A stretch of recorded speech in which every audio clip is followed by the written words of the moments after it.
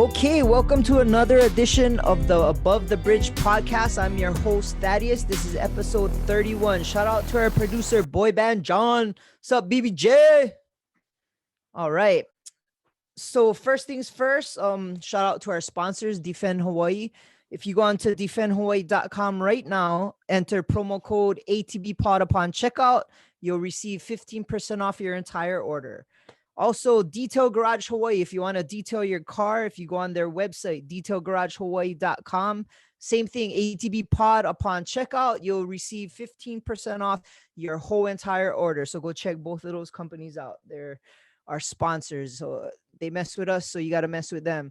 Okay, so today my guest is Hawaii DJ royalty, and I'm super blessed to have this guy on.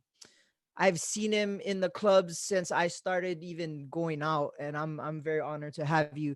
It's the one and only Jimmy Taco. What's up, brother? What's good, Dad? Thank you very much, man, for having me with you on the show. Thank you for coming on, bro. Like, you're Right royalty, on. man. Like, honestly, like, I was just thinking about it, and I kind of mentioned it to you earlier, but dude, you were back in the vinyl days. Yeah, I started with vinyl, carrying crates out and all that craziness, you know? Bruh, isn't it a trip? The DJs now, how blessed they are to just carry a portfolio with their laptop in, and they're good to go. Oh, yeah. So, it's so much more convenient to bring a backpack and a controller that you can, like, even have in the same backpack, Yeah. to rock at a party. Before, we used to have to bring, like, at least six or seven crates of records, and then the turntables and mixer and everything else, I know it. I used to help like some of our DJs carry their stuff in, but it was like I wouldn't understand, like, just to know where to put the needle, like, on the vinyl. It's like you guys got to know that you got to, while the song is playing, you got to grab another record and try and mix that in. It's like DJs nowadays, they really don't even need a headset. They're just matching lines on the screen. Yeah, you just look. Well, it's, back then it was kind of almost in the same thing. Like, I would know exactly where every record was in each different record crate. You know what I mean? And how far in it was. Because that's what you play with. Now, to be honest with Serato, I don't even know what I have, like, at times. Because I have so much damn music in my laptop and hard drive. I know pretty much what I have, but I have to look at times. I'm like, oh, where the hell is this at? Let me go check. Let me go find it. How often do you update your library? Weekly. Back pre-pandemic, sometimes daily. I would be, on a few different sites downloading music. I don't really record from vinyl anymore like I used to. When Serato first started, it was like 3-4 hours a day recording my vinyl collection into my Serato, and it was. So you Quite a created big task. a digital file from the vinyl on a Yeah. turntable. Yeah. So a lot of, like, some of the older, like, remix services that I have are, like, all digitized into my laptop. So I have, like, some of the older remixes we used to play on the radio back in the day. So where did you start DJing? I started, like, where I learned, or I guess where did you learn? So I learned how to DJ originally at Manoa my freshman year. My really, really good friend Ryan Kalahiki had turntables in his room, and we just would fool around and play in there. And he was just learning too, and we went on, and he stopped, and I continued, and kind of just basically started from there. What was your first, like, real gig? My first real gig, I guess, like, where I really got paid, I think I don't know how much money we really made. I think we made like $100, $200, something like that. And it was like a dorm party. Oh, Like, nice. We're in, like, the circle dorms. No, it was like in the apartments, like, the tall tower at the end, like, that goes above the baseball field. Yeah, Yeah, yeah. above Les Murakami Stadium. So, and we didn't have no hand truck. Like my friend carried his big coffin, and I had my 2 speakers and the amp, and that was on the ground. And my friend DJ'd majority of the party. And at that time, I was like DJing with this guy named J Love. And J Okay. Love used to be the swap meet dude that had all the mixtapes at the swap meet. Oh, okay. Him and so there was like 2 dudes that had like the swap meet on lock back then, selling mixtapes. It was J Love and Roscoe. Those were the 2 homies. Yeah, and we used to do parties. So how did you get your first club gig?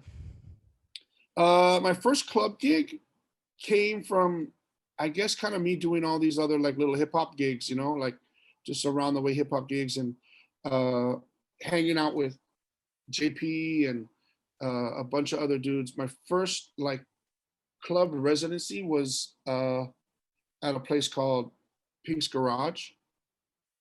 Oh, And okay. Pink's Garage used to have this room and then a side room to that. The side room was called like the upper sanctum. It was like this little room, bro. You'd have to crawl in like this little doorway to get into. Wait, where And was Pink's Garage?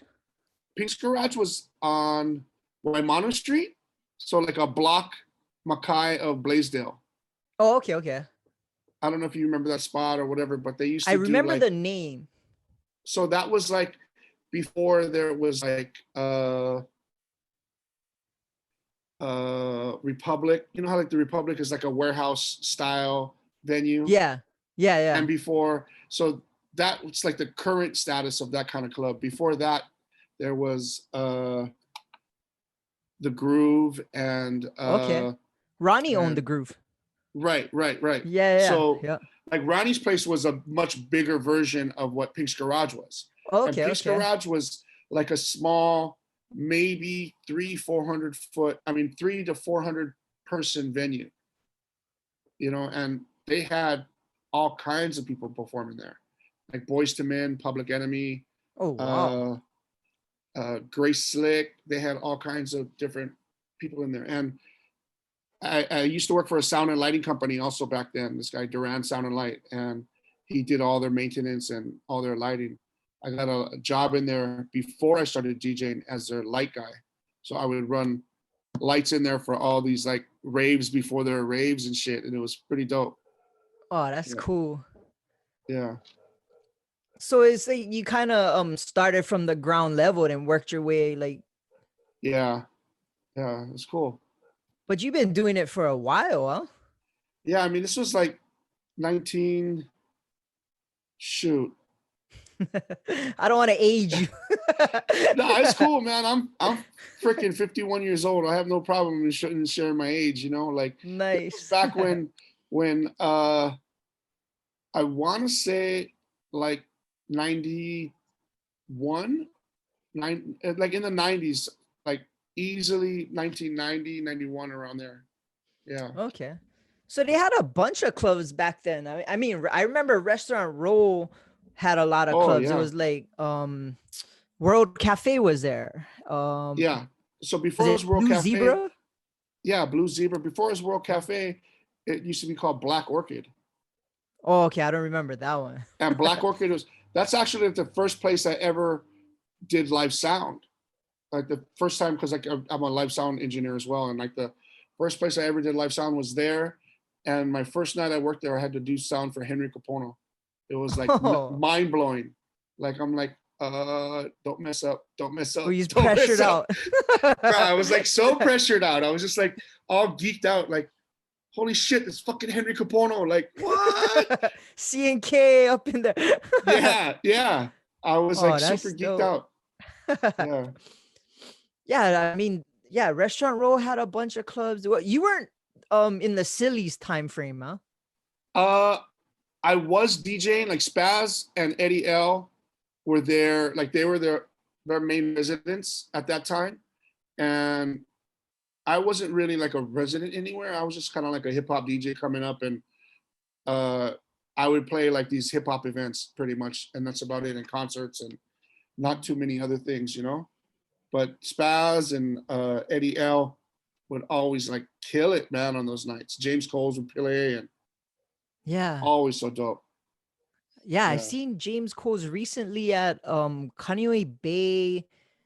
It was like couple weeks before pandemic hit, and he was doing a Uh-huh. 80s night at The Kaneohe golf Bay. course? Yeah, and it was packed. He had a lot of people I there. bet. I bet. But it James's was like, events like are jump off, man. yeah, and Still. he's doing a Thai restaurant now. My cousin's girlfriend owns it. But yeah, it was raging, but like by 10:30 it became a ghost town. Everybody, it was past everybody's bedtime. But Oh, dude, we gotta those, go. yeah, those aunties are going off, man. They ran it hard till Yeah. about 10:30 and it was done. Yeah. But yeah, it was cool. So shoot, who else was around that time? That's pre Toma and those guys still, right? Yeah. So actually, you know what? Toma started working with us in the radio like in, I want to say like maybe like 94, 95, like around there.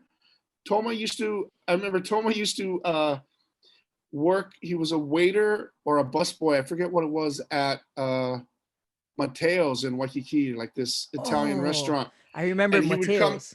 he would come to the mix show and DJ with us, but and bring us like huge bags of takeout from Mateo's. Hey man, I nice. got all the food. And we'd be like, yeah, Toma, we want to eat. You jump on. Yeah. So Oh, Toma would bring us food and jump on the air. Like oh, it was that's so super dope. cool. Yeah. Yeah, Yeah. I got to see him at the Playboy Club and Moon at Yeah. the Palms. Was that the In Palms? in the Palms, yes. Yeah. Same thing. Like every time I'd go to Vegas, I'd hit him up and some of the Yeah. other friends that played in Vegas, and they always take care, you know? Yeah, he was dope. Like one time we had a thing at the line.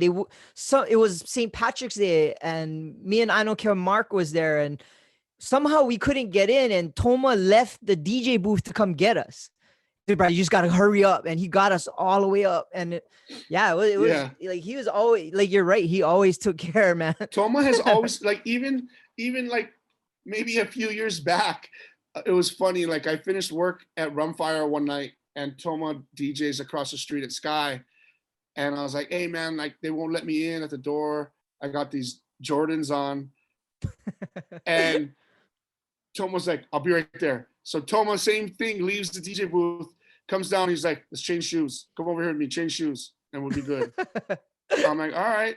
I'm like, "What size you wear?" He's like 11 and a half. I was like, "Bro, I'm a 10 and a half. You're going to stretch out my Jordans, bro."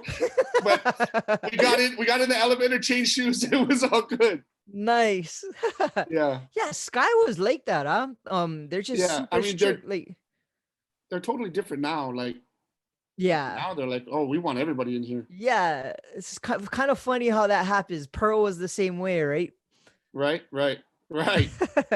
Say, dude, this is I remember one Hawaii. night going to Pearl, and I was like, all my friends wanted to go, and I'm like, "Man, I'm not dressed. I know that Alvin's not going to let me in." And they're like, "Just go, let's just try." I go up, and Alvin's like, "Taco, come on."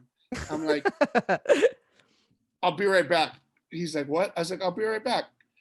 And at this time, I used to live in Pearl City, but I went to Walmart, bro, like right after Walmart like, just opened, and I bought like a collared shirt and I bought these pants. Like it didn't fit at all. I walk in and everybody's like, "What did you do?" It was pretty funny. Yeah. I've seen guys put on girls' pants and like just to get Yeah. in. I'm like, bro, it's really not that important. Yeah. Some places are like that, you know, they just, Yeah. you know, a little over the top. Bro, I didn't let in we were doing at the W the launch party for Tokyo Drift, and what is that group, that Asian group that was kind of popular at the time? They have a song on there. They did a song with Bruno Mars too. Shit. Far East Movement. Yes. And they weren't in dress code, and OC them wasn't gonna let them in. So I came down there and they're like, "Bruh, Far East Movement is here." And of course, like for me, I like rock. So I wasn't familiar with who they were. And I'm like, I'm not gonna. Who the hell's these fools? Yeah, I was like, I'm not gonna tell OC to let them in. Like if he says they can't come in, they ain't coming in. And Right. and then like right after that, like a year later, the G6 song came out, and Right. then Little Ryan was like, "That's the guys you didn't let in." I was like, "All right." Yeah, that Bruno Mars is like a part of that entire like they were like all like a writing team, I think, together or something like that, and that's kind of how like they did production work all together. Shit, That's dope. we didn't let in Rampage one time to Oceans because he's wearing a t-shirt. I was like, bro, Yeah, I'm not telling him he can't come in. The security can do that. you guys deal with it. I'm going inside. Yeah, he's gonna rampage the door. Right, right, right. So what? Back in the day, like, what was like the funnest clubs? Like, like that was even prior to Pipeline, huh? Or around that time? Around that time, I mean, Pipeline was Pipeline open? I think Pipeline was. I mean, well, not like in the early '90s, but I mean, Pipeline's been around for a while. Yeah. Um, some fun spots back in the day. I mean, Point After was always fun. Oh, what the hell did I just do? There we go. Point After was really cool. Silly's was dope. I mean, the W was always fun, man. Like, What no was it matter before? It was Spats or something, huh? before the W, it was Spats was actually in like more Waikiki. Oh, okay. The W was I forget what it was called. It was a restaurant and that turned into a nightclub after, but it was like the nightclub was a little situated differently than the restaurant portion. You know what I Was mean? it Bobby McGee's? Bobby McGee's is what it Bobby was. McGee's? That's what it Yes. was. And Bobby McGee's like kind of closed when I like really first started going out. Like when I first started turning 21, I was like 19, 20. I remember going there Oh, and we would go there as a bunch of friends in college at like 18, 19 and go there and eat dinner. And oh, then, all right, stay. it's 10 o'clock, 11 o'clock, you can stay. Nice. That was fun. That was when it turned to the like so okay, back then there was a place called Oasis also, right? Yeah, Oasis uh, was like almost in like Wailea, I believe, Yeah, yeah, where yeah, yeah. at the bottom of Wailea where right now Hawaii Self Storage is across the street, there's that other storage place. Oh, It okay. was right there, like on that little corner area. Bro, the Yeah. first time I went to any club, because when I was 21, I looked like I was like 12. So I could never get into a club until I like even when I was 21, they really didn't believe. But the first place I've ever went to was Liquid Surf. Do you remember that spot? Yeah, that's like right down from where I live right now in Pucks Alley. Like right now I live Oh, like right by nice. UH. So yeah. Okay. Yeah, so I went there and I seen Fiji for the first time. That was like, yeah. I think I said it before, but he had a Heineken in between each finger, and he was just Just holding singing them. and yeah, drinking his Heinekens. I was like, oh, this Fees is is what dope going like out that, is. man. Yeah. Yeah. Sit in this chair, rocking it. Yeah. Yeah. So what were you hired by promoters? Like were you in like a promotion team, or you guys were just kind of hired There by were the certain venues back then? there were certain promoters that I worked with. Like I mean, uh I worked with Spaz and his homie Mort, and I worked with them for a while. I worked with Richie Aki for a while, Oh, that's and right. all of the He was Playhouse at parties I Venus, used huh? to DJ. Huh? Richie At was at Venus? Venus, right? Yeah, so Richie was at Venus. Me and JP would play those, and K Smooth, and yeah, he'd use a bunch of the radio DJs to play his parties. Oh, nice. Who Yeah. was at the W? It was Como, right? Como. Como Lo was there. Who else did? I mean, you guys did parties there, Yeah, right? we did. We took it from Como when he was kind of on his way out. Ronnie's Like Paul, he gave it to Ronnie, and then that was us right? already. Yeah. And then like East and his homies, Chris Nakano guys did parties there. Oh, Uh, that's right. Was uh, and Jinx, Curious. Curious, Yeah. Curious did parties there. Yeah, I for a while I worked with Curious on a bunch of their shows. Oh, shout out to Uh, them. I just seen I mean, Ryan at the golf course. I worked with Ronnie guys for a long time. Ronnie and Chris when they were doing the Groove. A Oh, lot of their concerts. I did a lot of their concerts there. at the Man, Groove? yeah, yeah. Even Oh, at wow. what was the other place? The teen club that they had next door. Uh, Carnegie? Was it Carnegie? No. uh it was Rhythm House. Rhythm House. Yes, Oh, yeah. That was like bro. right when I was turning. Yeah. Rhythm House had some turned up parties, man. That was I remember that Yeah. we did like the milk bar where they had like milkshakes at the bar. Yeah. I was like Yeah. 21 and nervous and wouldn't talk to anybody. And I'd be like with my Bud Light on the side. Me and my friend wouldn't, nobody would talk to us. But the Groove, I've seen No Doubt there hmm and Sublime. I've seen Sublime there. Tupac played there. No shit. Yeah, Ronnie had I think it was. some. I think it was before it was the Groove, but it was like that same venue. I mean, what was Oh, it called? It was before that. It was owned by like a concert company. Like I want to say it was run by Golden Voice. When Golden oh, Voice used to do a lot of shows here, and it was run by Golden Voice. oh, that's Yeah, and then cool. it became after. When did they become World Cafe? After Ronnie, after the Groove, After Ronnie guys, yeah, after the Groove. cause That's Worlds right. was at Restaurant Row and then it moved there, Right, right? right. Yeah. Oh yeah. But I like talking about old school clubs, man. It's not like that anymore. It's kind of Yeah, man. disappointing. We don't even. I mean, really, we only really have like District. District. We have House and Sky that are Yeah. actual like clubs. And House is more of a dinner place, right? Yeah, I mean it's. I think now they're just gonna keep it as like a bar restaurant. You know, I mean, as far as I know, I mean they're only open at night.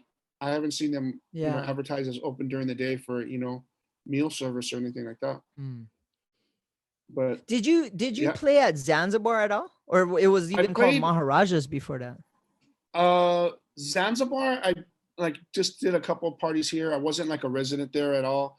Uh, Mm. just one night here, one night there. If somebody's doing a party or filled in for somebody, kind of thing. And then our radio station did like uh, a night there with Rick Rock, and Rick Oh had yeah, like me Thirsty and Technique. Thursdays.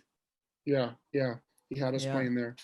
Yeah, Oh, I was that's gone cool. for a little bit. I always liked Zanzibar. It was an elegant club. They had a legit VIP area Right, and it right, was right, nice and it had the back bar.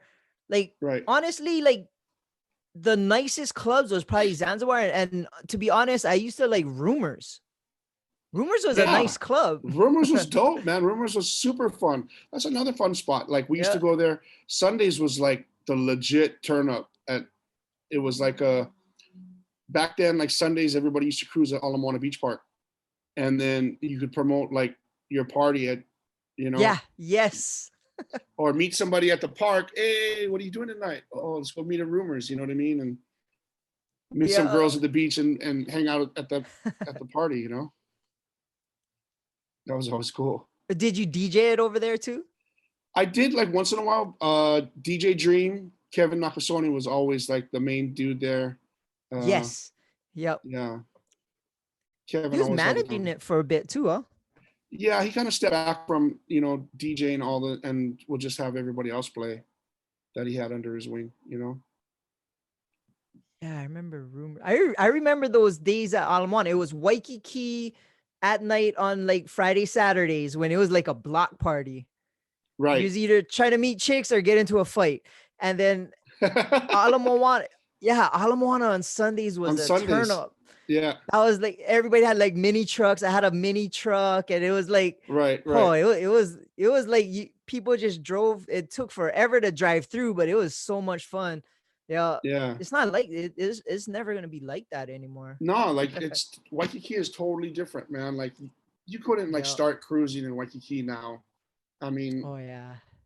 it'd be kind of crazy if you did. I mean, I don't know how that would really turn out though. Yeah.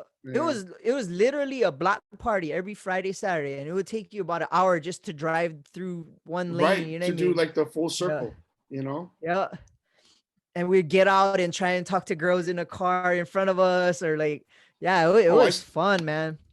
I seen like crazy fights at stoplights, Yeah, like a truck full of like the homies, like just pulling people out of their other cars and like just whooping that ass. I remember yeah. like this one time we were like going home late and like on Kapahulu right by the zoo, and then like this thing jump off and we're like, oh man, these dudes are getting their ass whooped. We're like, Stop. let's roll up the window. Oh Yeah. yeah, Wakes was wild back then. It was like the time when all the Snoop Dogg and gangster raps came out, and then all the gangs started coming out there, and that's when it's kind of started to die down. Yeah. Yeah, but back then it was fun. Like, you know what was fun on Sunday nights too? Was Brew Moon. We used to go there a lot. Yes, yeah. The Stone Groove guys used to like throw down, man. Yeah, Always. and it was like all Yeah. industry would be there because everybody's off on a Sunday. Right. The Yeah. only thing, like, always wanted to go, but I was working because I worked Sunday with Playhouse guys, and we were always Oh, at Venus with oh, that's Richie, and right. yeah, we did Sundays and Wednesdays at Venus. Venus was always fun. We did a Wednesday party there called Recess, and that thing just went bananas. It Yeah. got too crazy. We got in trouble. All of those But parties at Venus used to always be really fun, man. yeah, Yeah.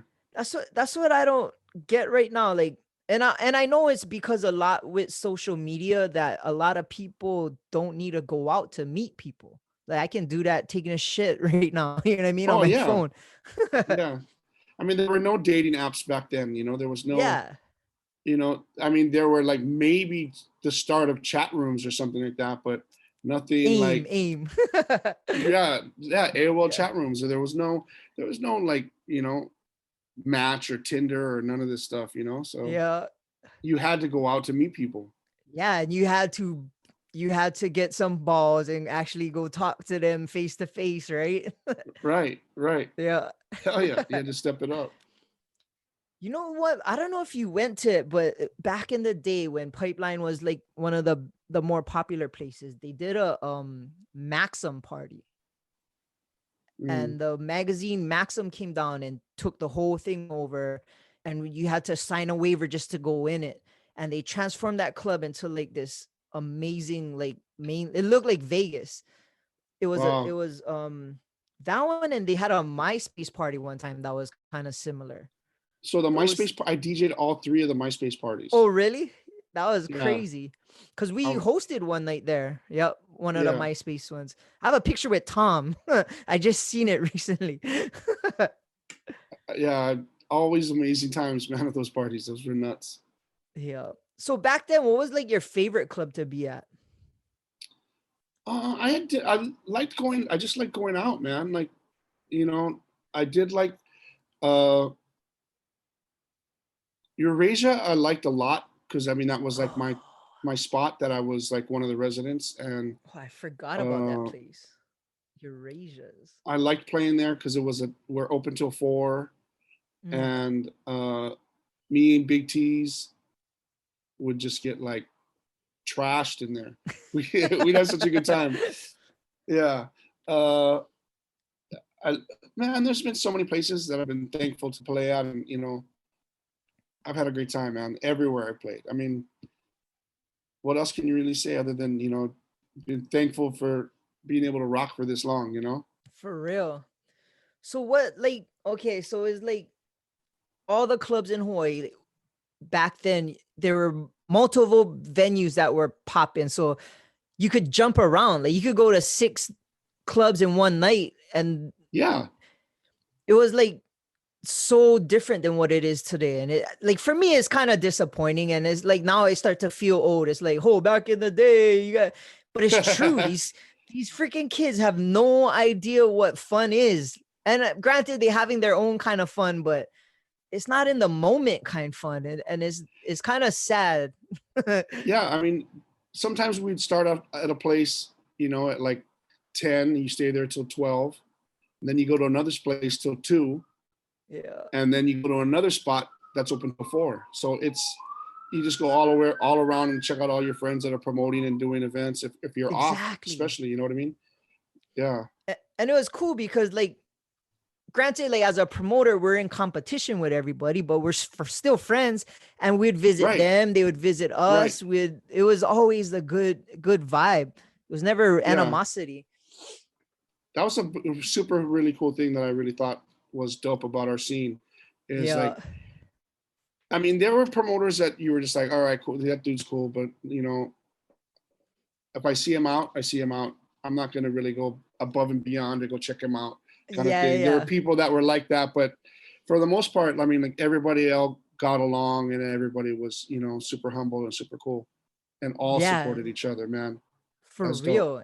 Yep. It was always like that. Like we'd send people to other people's spots, and of course you always want to do good, but it was good collabing. Probably a place we haven't talked about, but Living Room, man. Living Room was like home, man. Like I love playing there. Like me, Jammy, and Sub-Zero, like all Sub-Zero, worked like I forgot about on a night, and like Brian, Fury Styles held us down and had us rocking with him, and man, those nights were so dope. Oh man, Living Room, and that was the best because we would be at W at that time, and they closed at 2.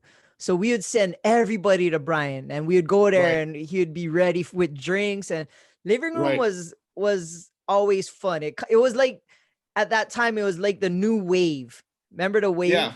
Yeah. Mm-hmm. Like my opinion about the wave is like you can always get a chick from the wave. So Living Room was kind of the same thing, right? Back then it was the wave or wasn't Fashions. The Maze. Yeah. George Kale's place. But Living Room, like, and I was fortunate enough to promote there, and we did a bunch of collaborations with Brian over there, and I drive past it every day, like where it used to be. I work right near it, and it's sad, man, like because that was such a fun place, man. Man, it was fun. Scary to hang shit up over there. I would always think a rat's gonna come and bite my arm off. Brian said I wouldn't even take a napkin from these guys.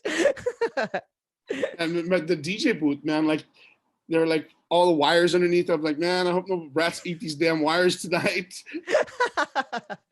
You'd have a malfunction. It's gonna be a rat chewing on the wire. You know what? There was a place that I played at downtown on Fort Street Mall.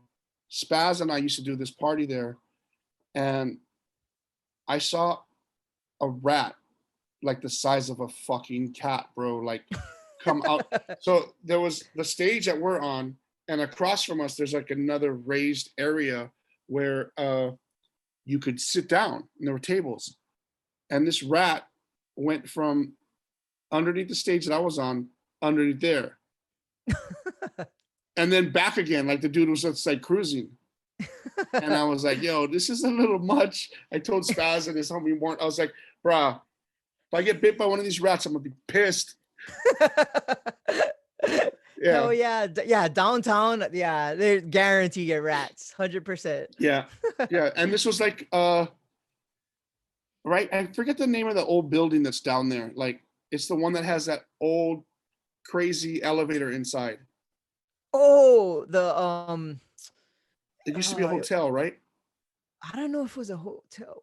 If you've ever been to this building, you'll know what it is. I mean, there's like you walk in and there's like this old ass elevator with a dude that runs the elevator. So behind that elevator was like this like bar. Place was huge inside. That wasn't Mango's, was it? I don't know what it was called. Sorry, my nose is like tripping right now. No worries. Yeah, BBJ used to do events there. He was he did a lot of with the rock scene or hardcore. Yeah. So do you remember what place that was? I can't remember. I remember the only other thing I also remember from there, you could buy a 40 at the bar. What? They sold 40s in there. Like it was a trip.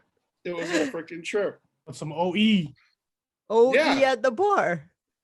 They I sold wonder if you could OE. do that now. I think they Mickey's. sold OE and they sold St. Ides. Mickey's Ice. Oh, It was a trip. that's I kind was crack up in there. I remember Spaz is like, here's a for beer. I'm like, Shimo, yeah. That's crazy. You get buy a 40 at a bar. That's pretty cool. Especially back then. That's what everybody's drinking. oh yeah, for real, for real. Uh, Excuse me. I don't think I could handle a 40 right now of OE. I'd be sideways. Yeah. Let's see what else was around. Mangoes, players was a cool spot. Players in IAEA and like right over here by where I live. Oh, that's right. Even Alakea had one, right? Right on Alakea.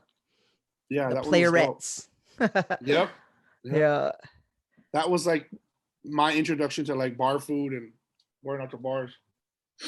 I think when I was younger, they had a those teenage ones. It was like, was it Attic or something like that? Remember that? Yeah, Attic, Formula 44. Formula. Oh, Formula 44. I didn't even hear that name in a while. Right. I played at Formulas. I played at Attic. Those were always like crazy like parties too, because like kids wouldn't, they just wild the fuck out. Like they're like, oh, we're here. Yes. No parents. The pregame hardcore. Yeah. Yeah. They would come in like toasted. Yeah. Like these kids, where they get their fucking alcohol from? They had like, they used to have those booty contests. Yeah. It was like crazy. Oh yeah, I remember going to those. It would be like back in the day, like chicks would get wild. And then it was like a all ager rager. That's what they called it, huh? Yeah. Attic. Yeah, I was DJ'd it a few of those. I Access? can't do those no more. I could do that kind of part. Like they asked me to DJ like a high school prom or something like that. I'm like, I'm good, bro. Like my kids graduated. My kids are out of school. No, I can't do it. Is there any 18 and over spots anymore? They don't even have that anymore, huh? I don't think so. Like, I mean, no, actually. I mean, even like Dave and Buster's, when they're open, it's 21 and over, you know? Yeah. Yeah. That's probably a good thing. You gotta deal with underage drinking. And I mean, the 18 and over parties, all the underages are drunk. They're gonna pregame or they'll find a way. I mean, we found a way. Everybody finds a way. You know what I mean? Yeah. Of course. Just liability. So progressing through the years, DJing wise, started with the vinyl and then CDJs. Did you get into that? Yeah, CDJs, controllers. Like I have a controller. At home, I still rock turntables and a mixer when I do my mixes for the station. When I go to gigs, it's predominantly like if I'm doing a wedding or anything, I'm taking a controller because number one, it's light, it's easy to set up, it's quick, and it's I mean it's easy unless it's like a hip hop party, like I know they want me to play hip hop, then I'm bringing turntables, like like currently right now Technique and I are doing a Thursday night and we play all vinyl. That's crazy. It's a weekly event and the only night we don't do all vinyl is like the first Thursday of the month where we do 4 turntables with laptops, but still all old school. Oh, nice. So you guys are at work play on Thursdays, right? Yeah. Oh, we gotta check that out. So other than that one night, it's strictly vinyl. You gotta bring your crates in and stuff. So three nights out of the month we bring all vinyl. One night of the month we feature a local DJ to come and play vinyl. We just had James Coles. We've had Toma play. Our other homie E-Rock plays with us also. Eric. And Eric's the reason why we're even there, man. Like he reached out to us and said, hey, they're looking for like a all vinyl night. And that's such a cool concept. How many of these local DJs do you think could even do that? I mean, there's quite a few still. I mean, I know Sub and Drama still have records. I know Delve has records. Does Sub still play? I'm not sure. I mean, I know he's like in his studio like every day producing records and recording people. Oh, I But haven't seen him in years. He I used to be mean, one of our residents. he's come out and we've asked him to play, and he's like, yeah, just let me know when you're ready, and he's down. So we're gonna have Sub soon, Drama, Delve is gonna Drama play. could do it. Excel has records, but all his records are in my storage, and they're like behind a bunch of other crap. So we're gonna have Excel do I think this coming the first Thursday in July. We're gonna have Excel play with us. Sick. Either that I gotta or come check sometime, that out. yeah. So Excel's gonna do like all old school, but off the laptop and the 4 turntables with us. Oh, okay. So yeah. So It'll be fun, man. Yeah, I gotta check that out. I don't even understand the concept of people using vinyl anymore. Like that's kind of cool. I wonder if Hoppa could do it. I know he has vinyl, but I don't think he has like a mass inventory. I asked him, and he can just bring whatever he wants to play, man. Like if he has 20 records or 30 records, whatever it is, I mean, we'd love to put him on, man. That's the homie, you know. I gave him Linkin Park vinyl for his birthday, the Hybrid Theory one. Yeah, it's kind of cool. I found it. I have all these crazy Linkin Park remixes from like the first album, like the Hybrid Theory, the Cutmaster Kurt remixes. Oh yeah. Reanimation, huh? Yeah. Yes, yeah. I got that. The Reanimation album. Yeah. That's super dope. My guy was Ryan Sean. He was one of our residents, and he used to hook me up with, because I was a big Linkin Park fan. So he hooked me up with like autographed posters. I have a slip cover. He hooked me up with a slip mat, a turntable slip mat from right. Mr. Hahn. Joe Hahn. Yeah, Mr. Hahn. So cool story on Joe. Do you know he lives here, right? Yeah, I met him with you guys. That time I was at Brian's house. Yeah. Right. I'm like, bro, this dude looks familiar. Like in the theater room, I'm like, fuck, that's Mr. Hahn. Like I was like tripping out. I didn't want to geek out and be like, oh my God. But I was just like, what's up, dude? I full on fanboyed and was super lame. Like I'm like, bro, weren't you in Japan? I follow you on Instagram. Like I was just like, oh, I left there. He thinks I'm a dork. I have my daughter there. Yeah. He was in the it was so funny because he was in the theater room. No, I seen him in the weight room. Oh, you did? So Brian told me that he was in there, and he's like, bro, I was like, you got to introduce me. So we made like, Brian was going to look at some weights or some shit. And then we went in there and I'm like, you're Mr. Hahn. And like, yeah, total dorked it, but fuck it. I met him. Yeah. he brought him, like we were over there watching football, and he like brought him into like, he just came in to like say what's up and grab something to eat. And he was like super chill. Yeah, super cool, bro. Yeah, I dorked down out. I used to dork out, like I used to either fuck up or dork out on celebs. Like I had no idea who Brian McKnight was, and he came to the W one time, and I was like, "What team does he play for?" They're like, "No, he sings."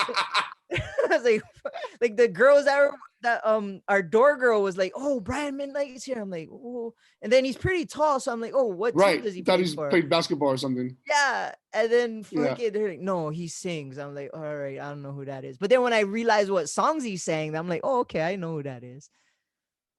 Yeah, a couple of times that happened to me. Kanye came one time. I knew who he was, but I didn't know it was him for some reason. Yeah. He's cool. I mean, my homie Tasha like knows him really well, so yeah. Who's like the coolest celebs that you got to meet? Common, probably one of the coolest. Guru from Gangstar. Like we kind of had like a cool like real relationship for a while, man. Like he would like, yo, Taco, I got this new record, you know, I'm gonna, like, he would fucking call me, man. Like he'd call me on some, I got a fucking record I want you to play, I'm gonna send it to you right now. And That's pretty cool. I like geeked out. Like, and I met him when he came out here the first time, when he was with the dude Solar. And crazy other story, this local girl, Sarah Honda, that this girl from Hawaii, she used to work for the company that managed Gangstar. So that's kind of how, like, when they came out here, she's like, oh yeah, meet with Taco, blah, blah, blah. He's a friend. And we kind of, you know, started a cool like friendship like that, man. He was super cool. Yeah. One thing I noticed about you throughout the years is your passion for the music was kind of always consistent. It wasn't really a job, and like when you're playing and stuff, you seem very passionate about the new music and what's happening. You know what I mean?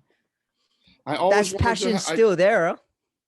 Yeah, I mean, I've always wanted to have like, the best I can offer my crowd, man, and the people that are there for the parties. Like, I want to be able to give you like the record first before anybody else. And I mean, there's been some cool records that I've been able to bless our city with, man. Like, I'm not ashamed to say, like, I broke these records. Like, I played this shit before anybody else, man. Like, thankfully, you know.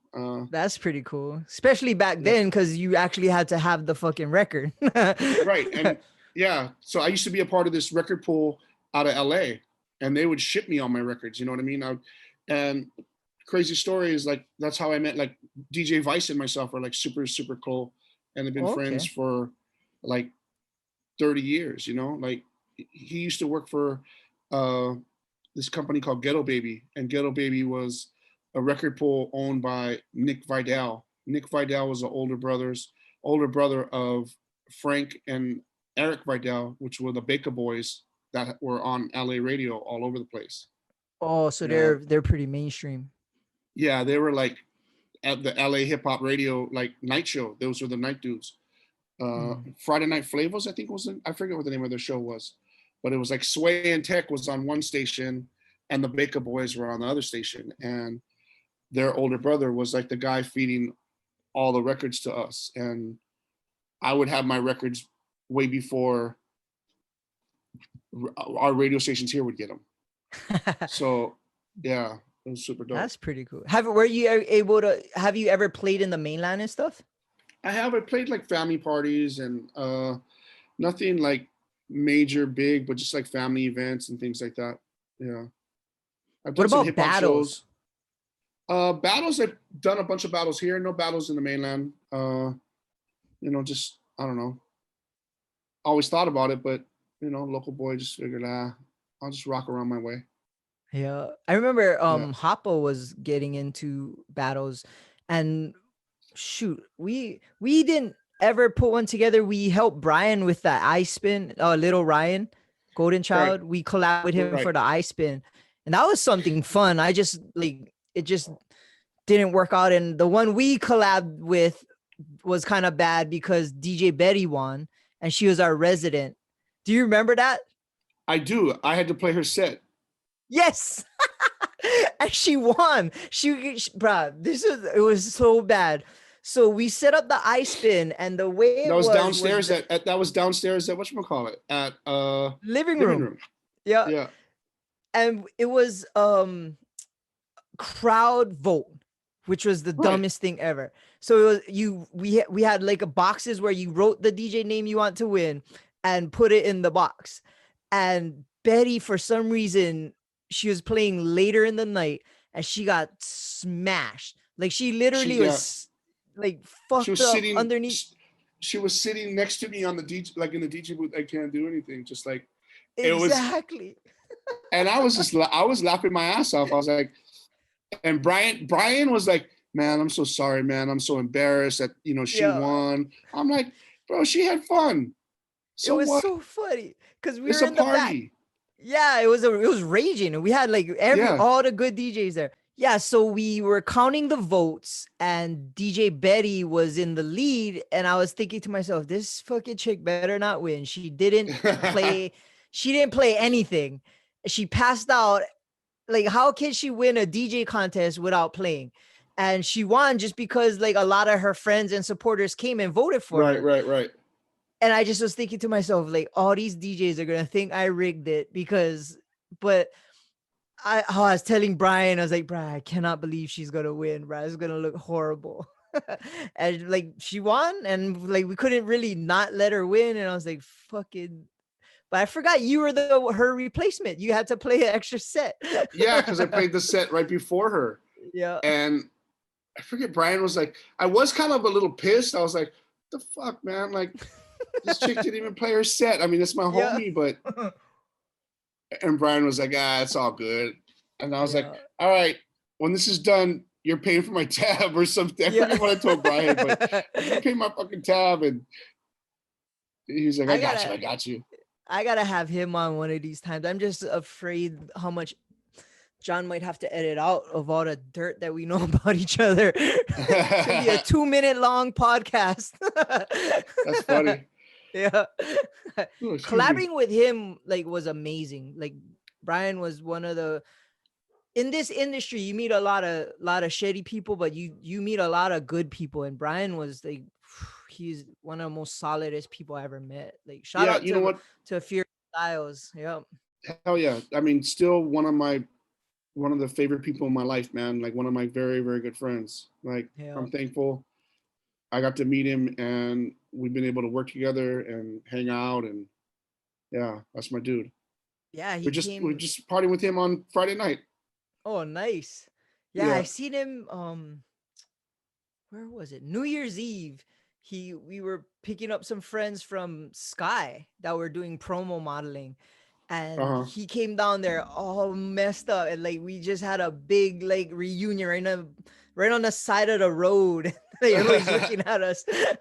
But he came to, I work for cancer research, and during the pandemic he was doing a lot to thank the first responders and on frontline workers and stuff, and he brought us food, and he got some Privé donuts, and it was like we took pictures and stuff, and it was just cool to see him and to know like he's still the same aloha, like right just being himself. Like yeah, I definitely got to get him on here. It's just gonna be a fun one.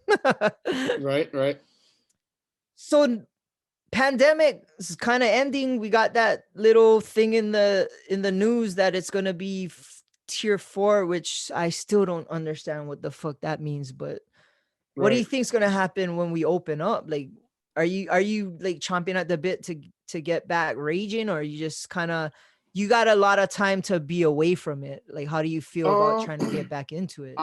I am definitely ready to start. I mean, I can't wait for my wedding business to be like full force the way it was. You know what I mean? From like back to, 4 weddings a month, or, whatever it was, to, and doing clubs 3 nights a week, 4 nights a week. Summertime would be 5 nights a week, man. Like, that was a grind, and the older I am, and the more of a toll it's taking on me, to do my shit. But fuck it, this is the life, man. Sorry for swearing, but I mean, this, no worries. That's kind of just, I guess, what I'm built for, just let's do it. Let's have fun. Let's make Honolulu rock, Bruh, we gotta figure something out, because I mean, the way the industry is now is not the same, and it's like maybe I'm just old or just reminiscent, and I just wish these younger people had the same kind of opportunities to have the fun that we had. You know what I mean? Yeah, I mean, I don't think it's gonna like, I don't think we're gonna have like 15 clubs open up in the next year. We might have, 1 or 2 more spots, or some of these other bars that have been open might be looking for DJs now, you know, as entertainment, or, have live music and a DJ. I mean, I think that's dope too. I mean, we have such great talented DJs and musicians here. There's so much work for everybody. I can't wait till we're all back working and providing for our families the way we were before, man. Like, soon. I definitely feel it too, man. Like I enjoyed the time off at the beginning, but now I'm just like, fuck, let's get this thing raging again. Let's go. Yeah, exactly. Let's go. It's time. It's time. Plus too, I always like the challenge, you know what I mean? It's like to create an event out of nothing has always been more fun than the event itself. You know what I mean? Yeah, yeah. The But challenge throughout the week to get everybody there. Yeah, and that's what people don't see. That's the work. The event itself is the fun part. You get to drink and cruise it people, you know what I mean? Like, but Right. yeah. It's like where do you see Hawaii being like with that in this industry? Is like you think it's gonna turn like towards like a lounge style, or we're gonna get more clubs? I have no idea what's gonna happen. We're already, I mean, Hawaii is kind of in that setting where we're getting a lot more of that loungy kind of vibe, you know? Yeah. I mean, Addiction closed, and that was like another club. Even their study bar, that closed. Oh, the studies closed too? Yeah, the only bar that they have there is the pool bar. Oh, I didn't know that. Yeah, that's the only bar that they have on site there at the Modern. It's either gonna stay like a loungy thing, I think. Like, I don't think, we're gonna see too many more clubs. I mean, it's a lot of money that goes into sound and lighting and shit, you know what I mean? And if you can just, keep it simple and chill, keep your budget low, because we don't ever know what's gonna happen again, man. Like, none of us could have ever planned for a pandemic or anything of this magnitude. And then to start a business and then to have it like flip on you the same way, like, that's kind of crazy. Yeah. In how many years you've been DJing, this has never been an issue before where you couldn't work. Right. Say, oh, by the way, you're non-essential. Like, what the fuck? Yeah. Okay. Oh, yeah. How do I eat? Like, promoters, like, we don't need you. You ain't shit. Like, yeah. We're open. Come in. That's it. Yeah. Yeah. It's amazing how little my phone rings nowadays. Once we start opening up, I'm gonna get a whole bunch of new friends again. Can you get me in? Yeah, exactly. You didn't even. Dad, I'm outside with 10 people. Yeah, can you get me in? 2 of them got shorts. Fuck. Yeah. Come on, we gonna drink at the bar. Yeah, exactly. Yeah, but I make all my money off the door. Yeah. Oh well, that part I'm not not looking forward to, but just to be around I know. everybody. And believe me, I remember. Those are the worst calls you can get, like in the middle of you, like even like DJing. Oh, hey, I know you told me to hit you up earlier, and I forgot. I fell asleep. Can you get me in? Yeah, I'm outside of Rumfire. Can you get me in? Like, you're like 2 songs deep in your first fucking set. You know what I mean? I'm like, yeah, you could have showed up with me. Help me bring all this crap here. Yeah. Oh, Rumfires, are they back open? They are, but they're not going to be open for a club for a little while. I think until all this mess is done and the hotel is like at pretty maximum occupancy. I think they close at like 10 or 12. I forget what time they close, but I know they're not open like the regular hours that they're open. I was wondering because I was reading the tier 4 thing. You can have a nightclub 50% capacity, which already isn't worth it. And you got to show proof of either vaccination or a negative COVID test. And I was like, well, how are you going to prove that? Like you have to carry around your card with you. And then, but have you seen those cards? Like, fuck, I can make everybody one on my computer if you want it right now. Of course. Yeah, but what you need is there's like stickers on them, right? You have to have those stickers from the vial to actually like prove it. That's what kind of, but that's the thing. Like, can you laminate this card? I mean, how do you keep it? Because like, you're just going to carry it on your wallet every day of the week. That shit's going to get all jacked up. And mine looks like when I got one and it literally was not even a med student, was a UH student that maybe they're a med student or a nursing student, but they wrote on it. Yeah. And I'm thinking like, this is the documentation I need to get anywhere or travel. I'm like, shit. Right. It's like getting, your old school social security card. Yeah, you're not exactly. You're not supposed to laminate your social security card. Yeah. I'm like, it's the same thing. Like, it's nuts. It's just a piece of paper, to be honest. Yeah. So So when do you think you'll ever hang it up, bro? Like, where it's like I'm over this nightlife and There's been some times where I like really thought, like I really was like, I'm cool. Like I have these other parties I'm gonna play out. I'm gonna honor these events, and then I'm gonna stop. I forget how long ago this was, man. And I remember I was just kind of bored with DJing. I was like, it's the same thing. I'm just doing the same thing, doing the same thing. And I played this party for HPU at not All Star Cafe, but what was the other cafe in Waikiki that had like Planet Hollywood, the Planet Hollywood in oh Waikiki? yeah. There's Planet I Hollywood played this there. party there, and I had so much fun, man. Like everything I played, everyone loved, and I was like, nah, I'm fucking doing this till the wheels fall off. And ever since And then, that was a while ago too, huh? yeah, this was like years ago. I haven't stopped since then. And man, like even now, like at my age now, I'm kind of like I could see myself maybe like getting away from the club thing Mm. and maybe just doing like one night, 2 nights a week of just like loungy kind of thing, or it's just my vibe and the vibe that I'm throwing Yeah. there. And weddings, I mean, I still love to have to play at weddings and have fun and you know, Yeah. It's always good vibes there. yeah, there's always people, everybody's positive at a wedding, you know what I mean? Out of Yeah, all the exactly. weddings I've done in my life, maybe I've been to like one wedding where there was like a fucking fight at the wedding, which was whack, Oh, you know? yeah. And That that must have was like, been odd. oh, it was super odd. And it was in the very beginning.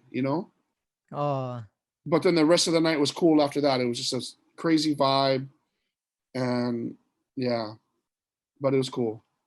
It I worked know out what I well. wanted to ask you, and I always ask Hoppa, but he doesn't have the years that you have been in the business. How do you like the progression that music has been taken now?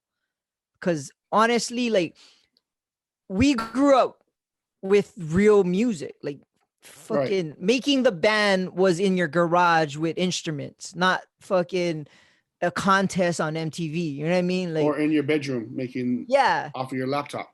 Yeah. yeah, You actually had exactly. to play an instrument, play keyboards on. Um, I mean, I'm all for technology and how everything works and evolves. I mean, always have been.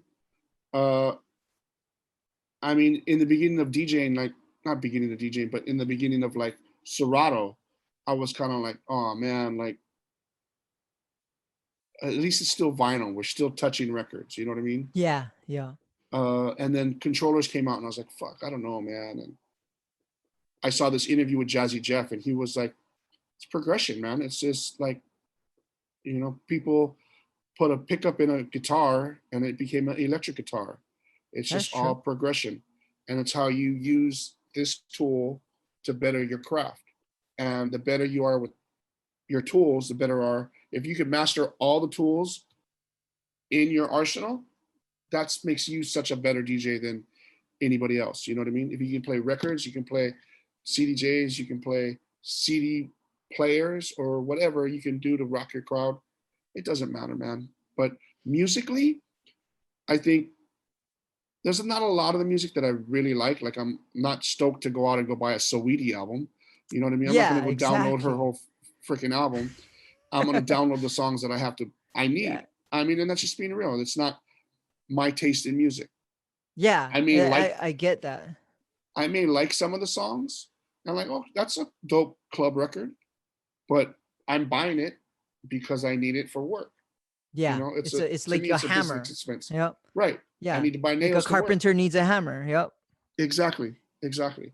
So I know how hard it is to make music and to make good music.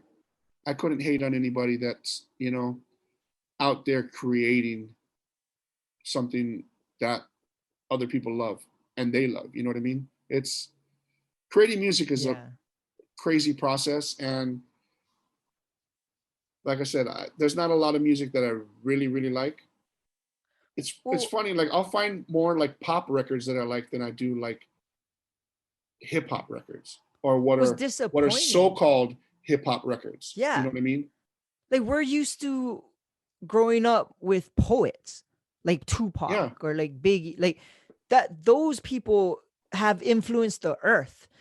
I can't see Machine Gun Kelly fucking changing someone's fucking outlook on life, like in a deep seated way. You know what I mean? It's just Right. I feel like it's all surface kind music, and It's it's crazy. like It's crazy. Like you say somebody like Machine Gun Kelly, and then there's also like another artist that's almost just as, I shouldn't say almost just as similar, but close to, like Mac Miller. I mean, yeah, rest in peace. But Mac Miller, like, was such a better artist. You know what I mean? Like Machine Gun Kelly's cool, his music is cool, but fucking Mac Miller, like that's his young mind was kind of dope, man. Out there. it's Yeah. crazy. Like I like rock, and if I was a DJ, you'd be listening to Metallica, Rage Against the Machine, Linkin Park, like that. No end, it would be just me in the club. So I understand having to play shit that people want to hear. So it's like if you don't like a lot of the music, how hard is it to be excited to play it for your crowd? But I guess seeing their reactions might get you pumped for that. Yeah. I mean, that's another big thing too. It's like reaction. You know, seeing people's reaction and how they enjoy themselves. I've always liked to people watch. Sometimes it's, you people watch like, oh shit, fashion or whatever styles. Some people watch for different reasons, and Yeah. I people watch when I play to see what works for me. You know what I mean? Like, wow, this song didn't have a good reaction, or this mix didn't have a good reaction. Let me try it a different way. Let me try to introduce this song a different way next time, or whatever. Has any Yeah. of your kids tried to pick it up? Yeah, my son knows how to DJ. My son actually makes music. He makes beats. Oh, that's cool. Actually, we have a thing I think we're doing tomorrow or Wednesday. Like we're supposed to work on a song together for Father's Day. Oh, that's pretty So sick. yeah, he doesn't know. I mean, it was his idea. He's like, what are you doing this week? Are you going out with my homies or whatever? And I was like, I don't know. I'm probably just gonna chill this week until this weekend and then go out. And he was like, let's work on a song together. And I got this idea already of like kind of what I want to do. Like there's this thing that I've been working on to honor my dad. Like my dad passed a few years back, and we've always like he was a big influence on music to me. Like he always played reggae, rock, and like old school rhythm and blues. And my father was a guitar player, Okay. and it's this thing that I've been working on called Pops Tape, and it's originally it wasn't to do it as a Twitch event. I was just going to put a bunch of music together and invite my family and friends to watch me play like music that my dad loved. And I think what I'm going to do is I'm going to play some songs for my son and find some samples from some of these songs that my dad loved and make them into a song, make them into a beat. Oh, that's gonna come out sick. And that's gonna be 3 generations right there in on one song. Right. That's So like kind of music sick. from my dad, and yeah, my dad never recorded anything, but he just always loved music and always loved to. That was his release, Yeah. Yeah. And that's what put it in your bloodstream for sure. Yeah. Yeah. Yeah, for sure. That's super sick, dude. Shoot, we've been going on for over an hour, and I probably could talk to you for another 4 more hours. Like I love talking about old school clubs and shit. That's my thing. But yeah, I think John can give us the question of the week, man. All right. Question of the week is, what is the craziest thing you've seen while being in the DJ booth? I mean, While I was in the DJ booth? Yeah, I mean, you talked about the rats, but I mean, anything else more nuts than that was pretty crazy. Maybe like when nuts fight or anything funny or. So Eurasia, I always had like these crazy freaking incidents at Eurasia. I had somebody spit on my turntables while I was DJing. What? And I lost my mind. Like I would have too. That I was ran your out. personal shit. I was DJing, and we Oh, had just finished the live broadcast, and I started playing some hip hop, and this dude spit on the turntables, and I stopped the music. I said, "You do?" And I called him out. I said, "You actually really just spit on my fucking turntables on my record?" And he was like, "Yeah." I threw out my headphones, and Eurasia's DJ booth was super tight, so I ran out the side door. And as I'm doing that, security had already heard me what I said, and they were like running to the dance floor, like, and they all got him before I got there. Big T's was like, "What?" T's was like ready to like whoop somebody's ass. Oh, T's a big dude too, man. Yeah, we were like all charged up. I was all Heinekened up, and I was like, "Oh, yeah. I'm gonna fuck this fool up." And I mean, security like handled dude, like they handled him like how major. they're supposed to. Yeah. Yeah, like you can't do that now. Like, allegedly, they could not do that now at all. No, they were like, they were lumping dude on the dance floor, and I was like, I've "All right, definitely cool." seen that shit go down. Yeah, they took care of my light job. Yeah, I probably would have got my ass whooped, but I mean, I'm not a You fighter, would have so caught. I mean, You I would was have just got him pissed. at least once. I probably would have got like one crack, and that probably would have been it. But yeah, Eurasia has always had like some crazy events. Like me and T's used to do some funny. I shouldn't say funny, but we would give away CDs. We did like CDs for Chi-Chis. Like you should flash the DJs would give you CDs. Nice. we gotta bring that back. Yeah. I guess would it be CDs? Shots for shots? It would be like flash drives, huh? You could not do that now. Like you'd say that on the microphone and you would be shut down. Like shit, Rick Rock used to say some crazy shit on the mic. I would be in the back of the club like, did he just say that? That was crazy. Yeah. I mean, there's been some fun times. Eurasia was always fun. Yeah, I remember Eurasia. Yeah, let's just keep it at that. That's like the most craziest thing that's gone down. I used to always DJ. Not always, but I used to DJ at this place called Reenie's in Pearl City. Okay. And Reenie's used to be owned by some pimps. And I mean, just to, put it out there and put it blunt. And I used to do like their private parties. So. Oh, shit. So you seen them working. I seen everybody working. I'm like, I'm the only one working here. I mean, like with the clothes on. But I've definitely been in a few of those, but yeah, I'd be at some stevedore bachelor parties at like homie Mikey's spots, and fucking I just be like, what the hell is happening? Yeah, I bet. Oh, that's man. What's up.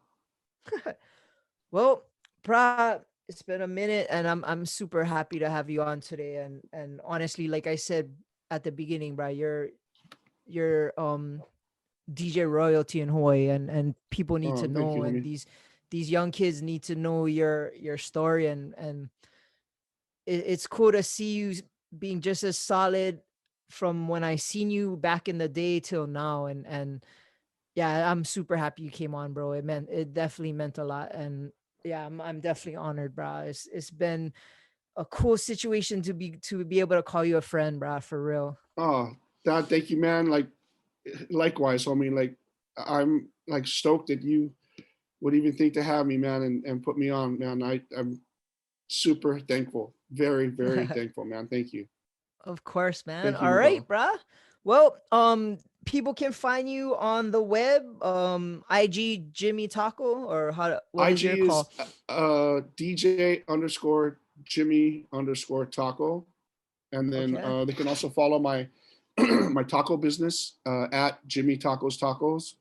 I do pop-up taco shops and catering and some other things like that. And I heard good stuff about it. Hoppa would tell me about your tacos. Yeah, he'd come out and always support, man. He made some dope videos for me. Sure. Yeah. Oh, nice. Bro, his video he's getting unreal with that camera. He is, man. Right. You start off Yeah. with the flip camera anyway. But it's just crazy. Twitch, you're on Twitch as well, right? Yeah, Twitch, same name. I'm trying to keep all my social media the same, except my Twitter, which I'm never on. Is Okay. DJ Jimmy Taco. Bookings, if anybody wants to book a DJ for a wedding or an event, Oh yeah. sureshotpromo@gmail.com, or just hit me up on IG and I can send you a link to where we can link up. All Yeah. right, man. And for us, it's boy band John. His Instagram is BBJ8, the letter 08. So follow him on Instagram. He always puts up some crazy shit.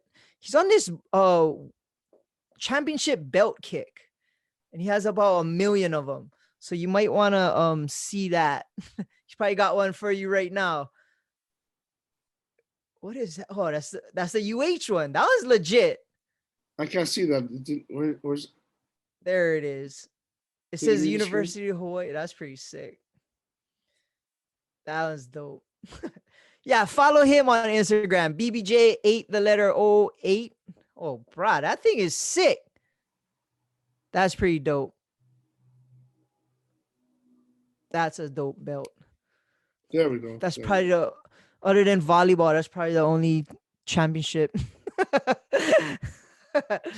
Anyway, and you can follow us ATBpod.com on Instagram, Above the Bridge Podcast, YouTube. All our videos from these podcasters on YouTube, Above the Bridge Podcast. My IG is Thaddy Daddy High. And again, man, thank you so much for coming on. I can't wait for this to drop, bro. I can't wait till all the old school homies can listen to this. It is super cool, bro. I appreciate it. Thad, thank you once again, man. For real, for Yup. real. Right on, Thank you, Shaka, brother. for the camera. Right on, brother. Shaka face. As always, shout out to the Artist Groove Network. We're out. Thank you. Peace.